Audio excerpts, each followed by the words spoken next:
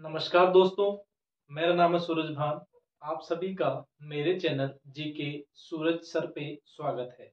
आज मैं आपको बताने वाला हूँ अल्फ्रेड वेगनर के महाद्वीपीय विस्थापन सिद्धांत के बारे में। दोस्तों, अल्फ्रेड वेगनर एक जलवायुवेता थे।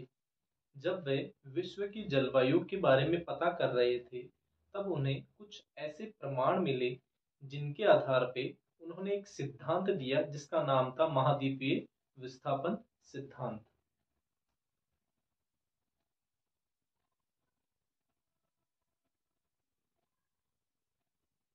महाद्वीपीय विस्थापन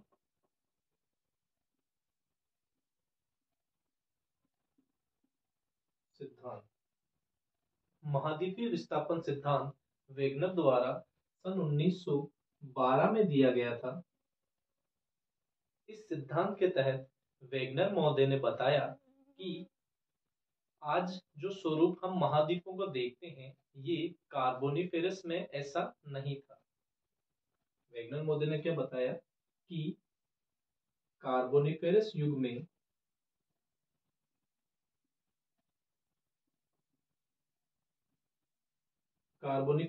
में जो महाद्वीप आज हम देखते हैं, जैसे कि आप महाद्वीपों में देखते हो उत्तरी अमेरिका, दक्षिण America, Antarctica, Africa, Europe, Asia, Australia, जो स्वरूप आज हमें दिखाई देता है, ये शुरू से ऐसा नहीं था।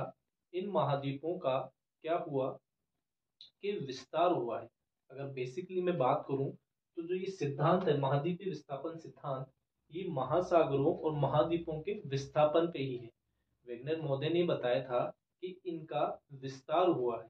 ये है, पहले क्या थे, एक ही भूखंड का हिस्सा हुआ करते थे, बाद में इनमें धीरे धीरे विस्तार हुआ है। तो आइए इसके बारे में हम अच्छी तरीके से इस डायग्राम के माध्यम से चर्चा करते हैं।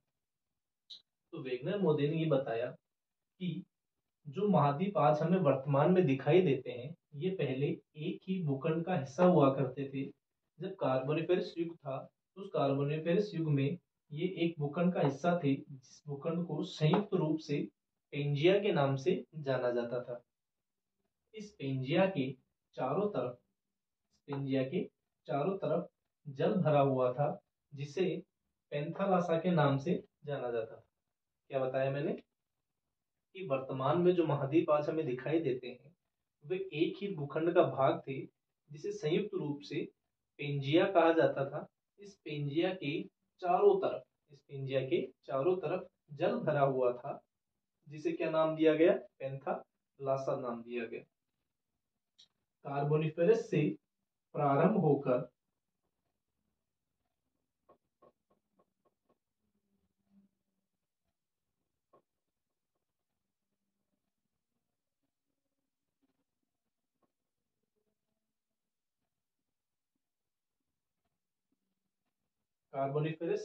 प्रारंभ होकर ट्रियासिक युग तक इस पेंजिया के दो टुकड़े हो गए। क्या कहा मैंने, शुरुआत में ये क्या था, एक था।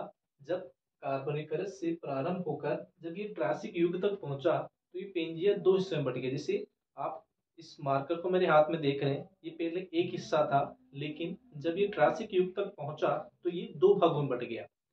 इसमें एक भाग जो उत्तर की ओर प्रवाहित हुआ, उसे नाम दिया गया लोरेसिया, जिसे हम गोंडवाना लैंड के नाम से भी जानते हैं। दूसरा भाग जो दक्षिण की तरफ था, इसे नाम दिया गया गोंडवाना लैंड। दोस्तों, इन दोनों उत्तरी और दक्षिणी टुकड़ों के होने के बाद यहाँ जब बीच में जो जगह बनी, जिसके कारण जो पेंथालासा का जल था वो यहाँ आकर भर गया। वेगनर महोदय ने यहाँ भरे जल का, यानी कि यहाँ पे क्या हुआ, जल भरा, इस जल के कारण यहाँ भी क्या हुआ, एक महासागर की उत्पत्ति हुई। वेगनर महोदय ने इस महासागर को 33 सागर के नाम से पुकारा, या फिर इसका नाम जो था वो 33 सागर रख दिया। यहाँ तक आपको समझ में आया? क्या बताया मैंने कि पहले जो पूरा भूखंड था वो पेंजिया के रूप में था, फिर ये क्या हुआ, इसके चारों तरफ जो था वो जल भरा हुआ था, जिसे हमने पेंथालासा कहा। उसके बाद में कार्बोनिफेरस युग से ट्रेसिक युग तक आते आते ये दो हिस्सों में बटा, जिसमें से एक हिस्सा लोरेसिया, जिसे अंगारा लैंड भी कहते हैं, और दूसरा गोंडवाना लैंड में टूट गया। अब आगे देख दोस्तों, त्रेसिक युग से जब आगे चलकर ज्यूरासिक युग आया,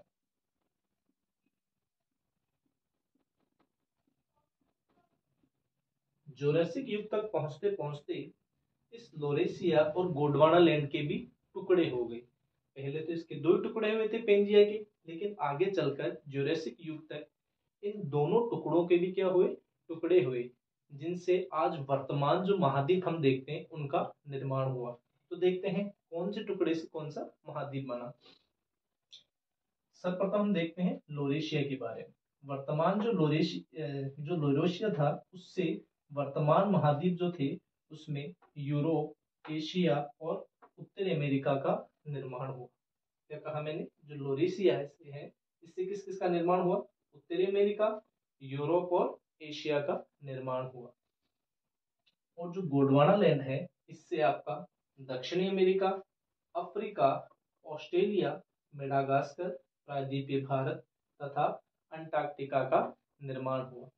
दोस्तों, उत्तरी अमेरिका और दक्षिणी अमेरिका के लोरेशिया तथा गोंडवाना लैंड से टूटकर उत्तर की तरफ प्रवाहित होने से इनके बीच में एक महासागर बना, जिसे अटलांटिक महासागर का नाम दिया गया वेगनर महोदय द्वारा। इसके अलावा जो अफ्रीका है, अफ्रीका से टूटकर ही प्रायद्वीपीय भारत का निर्माण हुआ था। अफ्रीका से टूटकर जब प्रायद्वीपीय भारत यहाँ बना, तो इसके नीचे भी एक महासागर बना, जिसे आज हम वर्तमान हिंद महासागर के रूप में जानते हैं। तो इस तरह से वेगनर महोदय ने अपनी थ्योरी दी। जब वेगनर महोदय ने अपनी ये थ्योरी दी, तो इस पे कई प्रश्न उठे, उनसे कई सबूत भी मांगे गए कि आप ये किस आधार पे कह सकते हो कि ये उत्तर की ओर चले गए, ये दक्षिण की ओर चले गए, या फिर ये पश्चिम की ओर चले गए, ये पूर्व की ओर चले गए। तो उन्होंने इसके लिए कई प्रमाण भी दिए थे। उनमें से कुछ प्रमाण इस तरह से थे, उन्होंने कहा कि आप वर्तमान अफ्रीका और दक्षिण अमेरिका को जब जोड़ोगे तो ये आपस में कुछ जुड़ते से प्रतीत होंगे आपको, कि जैसे कोई आरी के टुकड़े हैं, जब हम इन्हें जोड़ेंगे तो ये आपस में जुड़ जाएंगे। इसके अलावा दक्षिणी अमेरिका और अफ्रीका के तटों पे वनस्पति जो थी और यहाँ पाए जाने वाले जो कह सकते हो चट्टाने थी, वह भी समान थी। कुछ इस तरह के बहुत से ही उन्होंने उदाहरण या फिर कह सकते हो सबूत दिए थे, जिसके कारण उन्होंने बताया था कि ये जो महाद्वीप हैं ये पहले एक ही भूखंड का हिस्सा हुआ करते थे। बाद में इनमें क्या हुआ, ये जो क्या हुए, टूटकर अलग अलग हो गए और प्रवाहित हो गए। उनका मानना था ये महाद्वीप आज भी लगातार क्या हो रहे हैं, प्रवाहित हो रहे हैं। आशा करता हूँ कि आपको ये वीडियो अच्छी लगी होगी। अगर अच्छी लगी हो तो हमारे चैनल को सब्सक्राइब कीजिएगा और इस वीडियो को लाइक कीजिएगा। धन्यवाद।